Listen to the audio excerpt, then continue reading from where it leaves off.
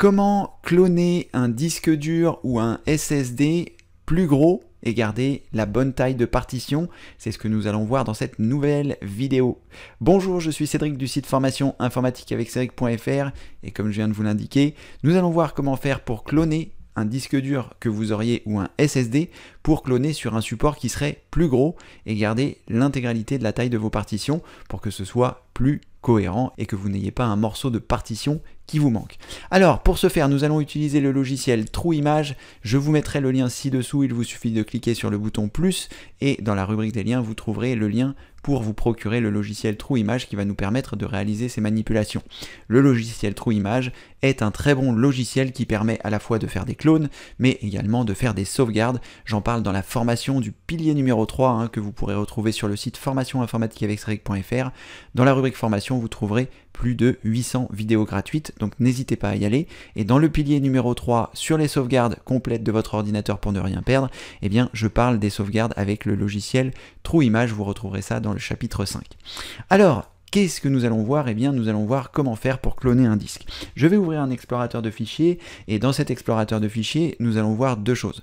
La première, c'est que nous allons cloner mon disque dur système qui se trouve ici, qui fait à peu près 168 Go me semble-t-il, quelque chose comme ça, qui fait 122 Go et nous allons le cloner pour le cloner sur un disque qui est ici, que j'ai appelé disque dur test et sur lequel j'ai déjà mis un fichier pour que vous puissiez voir que le disque est bien différent. Nous allons aussi le regarder dans la gestion des disques pour que vous puissiez comprendre ce qui va se passer.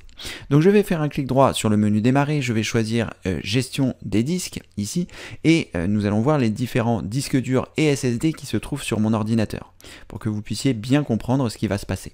Le disque 4 qui se trouve ici, c'est mon disque système, c'est donc le disque C que je vous ai montré tout à l'heure. Donc nous avons trois partitions, une partition qui est visible, qui est la partition donc de mon SSD, et deux partitions qui sont réservées pour le système, qui sont aussi sur le SSD, mais qui sont cachées. On ne les voit pas, vous voyez, il n'y a pas de lettre attribuée ici, alors que ici il y a bien une lettre C qui est attribuée. Et nous avons notre disque 5 qui est ici, qui est notre disque dur test, qui lui est en H et qui est constitué d'une seule partition. Donc l'objectif ici, ça va être de cloner notre disque. On va partir du principe que vous aviez par exemple un disque dur de 500 Go et que vous souhaitez le cloner sur un SSD d'1 Tera pour gagner en performance, mais ne pas avoir à tout réinstaller. Et bien grâce à cela, vous allez pouvoir faire en quelque sorte une photocopie de votre disque dur sur votre nouveau SSD. Donc là, vous voyez bien, nous ici, moi ce sera un disque dur, mais vous on va partir du principe que c'est un SSD, et moi mon disque C c'est un SSD, mais vous on va partir du principe que c'était un disque dur. Ou même si vous aviez un SSD de 500 Go et que vous passez sur un SSD d'1 Tera et que vous ne souhaitez pas tout réinstaller, ça fonctionnera aussi.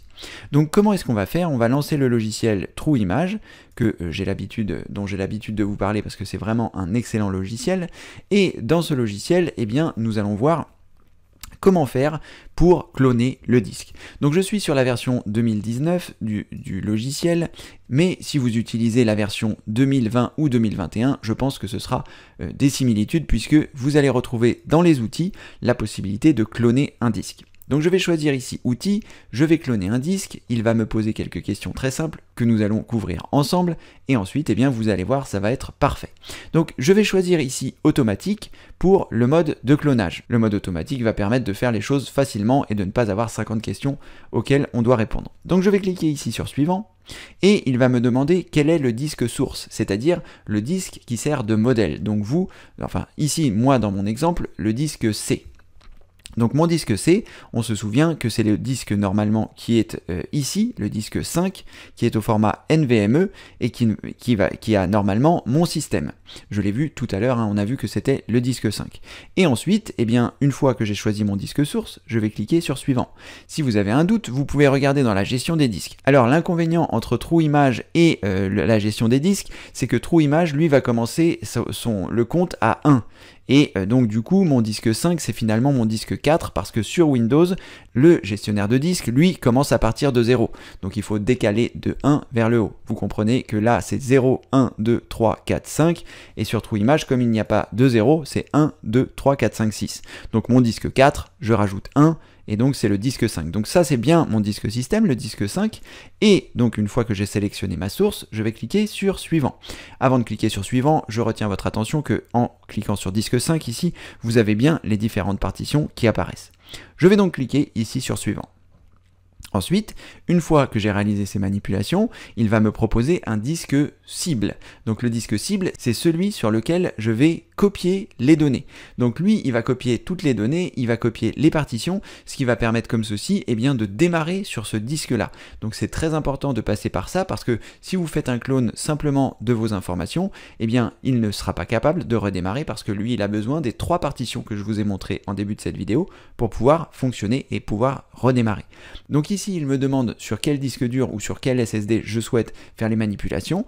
Donc je ne peux pas le faire sur lui-même, c'est pour ça que le disque 5 est grisé, et je vais le mettre ici sur eh bien, le disque test que je vous ai montré tout à l'heure. Donc le disque test, hein, lorsque je clique dessus, on voit bien que c'est ma lettre H qui fait bien 1 Tera, comme je vous l'avais montré dans l'explorateur de fichiers, ici. Disque dur test, là il ne me propose plus rien puisque je suis parti sur un processus de clonage. Donc ici je sélectionne ça et je vais cliquer simplement sur suivant. Attention, il nous explique que le disque dur de destination que vous avez choisi comporte des partitions. Il y a une partition qui était complète et pouvant contenir des données utiles. Cliquez sur OK pour confirmer la suppression de toutes les partitions sur le disque dur de destination, c'est-à-dire que là, ce que nous allons faire, c'est que tout ce qui était sur le disque dur test va être effacé. Donc faites attention, hein. Vous, normalement, vous aurez un disque dur vierge. Si vous avez acheté un disque dur ou un SSD, votre disque dur ou votre SSD sera vierge, donc normalement, il n'aura pas ce message à vous indiquer, mais peut-être qu'il vous l'indiquera quand même, juste pour vous prévenir au cas où. Et à partir de là, vous cliquez sur OK, donc là, vous dites d'accord, j'ai compris que mes données allaient être effacées, que mes partitions allaient être supprimées pour être remplacées par les différentes choses. Donc là, il nous montre, il nous dit le résumé. Avant, notre disque dur test ressemblait à ça, c'est-à-dire avec une seule partition et il s'appelait H, et au terme de ce que nous avons fait, eh bien, il sera converti avec les 3 partitions que nous avions, c'est-à-dire 2 partitions qui font la taille exacte pour que Windows démarre, et le reste de la partition sur une seule partition. Donc nous allons gagner l'espace qui se trouve ici. Dans les options, vous avez la possibilité d'exclure des fichiers si vous le souhaitez, mais je ne vous le conseille pas. À partir de là, vous allez cliquer sur exécuter. Le processus va se faire et à partir de là, eh bien, vous aurez votre disque dur. Moi ici, je vais mettre cette vidéo en pause, je vais lancer l'exécution et on se retrouve tout de suite après pour que je vous montre un petit peu le bilan de ce qui s'est passé par l'intermédiaire du gestionnaire de disque. Je vous dis donc à tout de suite. N'oubliez pas de cliquer sur le bouton exécuter. À tout de suite.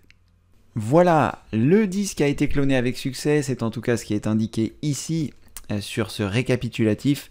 Donc je vais cliquer sur OK pour finaliser le clonage et je vais me rendre maintenant, je vais fermer trop image, je n'en ai plus besoin. Je vais me rendre dans la gestion des disques pour que vous puissiez voir un petit peu ce qui s'est produit. Donc je clique sur gestion des disques et on va normalement voir donc nos disques et là le disque sera le disque 5 et le disque 6 puisque c'est ce que nous souhaitions obtenir. Donc là, nous avons bien un clone du disque 4 vers le disque 5 étant notre disque dur, hein, le disque dur que nous avons copié de 1 Tera, alors que notre disque système faisait bien 465 Go. Donc à partir de là, eh bien, ce qui est formidable, c'est qu'on voit que à la fois, il a été capable de recréer les partitions pour que le disque puisse démarrer, hein, que vous puissiez donc intervertir vos 2 disques et mettre le nouveau disque à la place de l'ancien, puisque les partitions de démarrage se trouvent à cet endroit. Et ensuite, eh bien, nous nous apercevons qu'il a bien conservé la même taille pour les partitions système, c'est-à-dire 529 mégas, puisqu'il n'y avait pas besoin de mettre plus. Il a bien conservé la partition de 100 mégas, et la partition qui nous reste pour notre disque C fait bien également eh bien, la taille intégrale qui reste ici. Il n'y a pas d'espace non alloué qui est resté et qui aurait pu juste conserver cet espace de 465 Go et nous laisser un espace de 460 Go non alloué.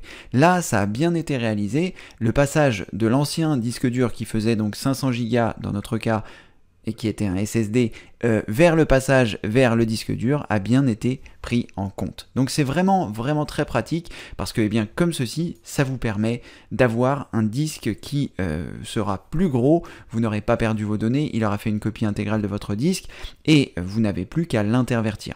Alors je ne sais pas exactement comment est-ce que ça se passera, si Windows sera capable d'y attribuer une lettre, parce que comme vous pouvez voir ici, il n'y a pas de lettre d'attribuer au système puisqu'il a fait une copie et je pense qu'il ne voulait pas perturber le démarrage s'il y avait eu un souci, donc il n'a pas attribué de lettre. Donc je ne sais pas s'il sera capable d'attribuer une lettre, mais en tout cas, normalement, eh bien, vous serez en mesure de redémarrer sur celui-ci. Si ce n'est pas le cas, vous aurez la possibilité de redémarrer sur votre disque dur qui est ici pour lui attribuer une lettre après.